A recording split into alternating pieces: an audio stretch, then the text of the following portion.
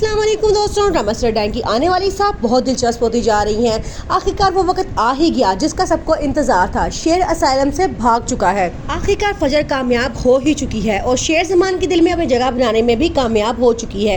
फजर को जब से पता चला था कि शेर इस असाइलम में आया है, वो तब से परेशान थी कि ये बिल्कुल ठीक ठाक इंसान था, इसकी हालत कैसे हुई, इसलिए उसने इसकी खोज लगाना शुरू कर दी। बहुत तहकीकात के बाद फजर को पता चला कि शेर को जो दवाइयाँ दी जा रही हैं उससे शेर की दिमागी हालत मजीद खराब से खराब तर हो रही है। फिर उसके बाद में पता चला कि सब कुछ करवाने वाला उसका चचा बदरू ज़बां है, जो डॉक्टर रघु वाला के साथ मिला हुआ है क्योंकि शेर की तमाम जायदाद पे वो कब्जा करना चाहते हैं।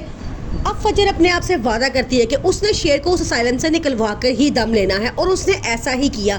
उसने शेर को वहाँ से भगा दिया, उसने शेर को अपने एतमाद में लिया और उससे बताया कि जो दवाइयाँ उसे खिलाई जा रही हैं उससे उसकी हालत मज़ीद ख़राब हो रही है। शेर ने भी फजर पे एतमाद किया और उसकी बात मान ली और वो दवाइयाँ खाने और खाना खाने से इनकार करता रहा जो डॉक्टर उसको देते थे। शेर के असाइलम से निकलने की खबर सुन के फजर के पापा बड़ा खुश होते हैं और कहते हैं कि बदरू ज़मान को जिस बात का घमंड था ना, ये शेर ही उसका घमंड तोड़ेगा, क्योंकि वो एक ज़ख्मी शेर है और ज़ख्मी शेर बहुत ख़तरनाक होता है। वो अपनी बेटी को शाबाश देते हैं।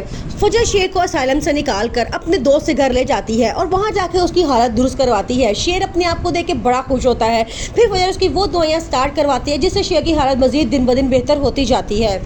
बदरू ज़मां और उसके बेटे की नीयतों का उसके बाप को पहले ही पता चल गया था, इसलिए मरने से पहले ही उसने वसीयत तैयार करवाई और अपनी तमाम जायदाद अपनी बीवी और बच्चों के नाम कर दी।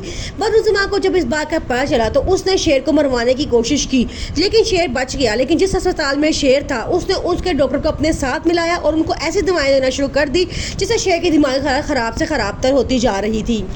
असाइलम से निकलने के बाद अब शेर फजर का बहुत शुक्रिया अदा करता है और कहता है कि तुम्हारा ये मुझ पे कर्ज है और जब वक्त मिलेगा मैं इसको ज़रूर उतारूंगा। लेकिन फजर कहती है कि तुमने मुझ पर एक एहसान किया था, तुमने मुझे उन लोगों से बचाया था और मुझे मेरे घर वापस पहुंचाया था इज्जत के साथ, और आज मैंने उसका बदला पूरा किया है। मैंने जब तुम्हें पहली दफ़ा असाइलम में देखा था, इस बात की मैंने कसम उठा ली थी कि मैं तुम्हें यहाँ से ठीक करके ही निकलवाऊंगी। ये बात सुन के शेर उसका बहुत शुक्रिया अदा करता है और कहता है कि लोग तो ये एहसानों को भूल जाते हैं, लेकिन तुम मेरे एहसान को नहीं भूली और आज मुझ पर इतना बड़ा एहसान कर दिया है कि मेरी ज़िंदगी तुम्हारे लिए वक्फ हो गई है।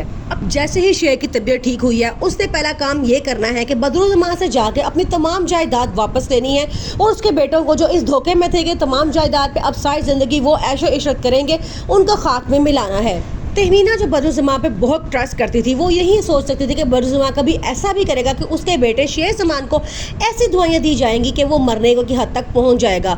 लेकिन जब उस पर हकीकत खुलेगी कि सब कुछ करने वाला बदरू ज़मां है तो उसे बदरू ज़मां से नफरत हो जाएगी।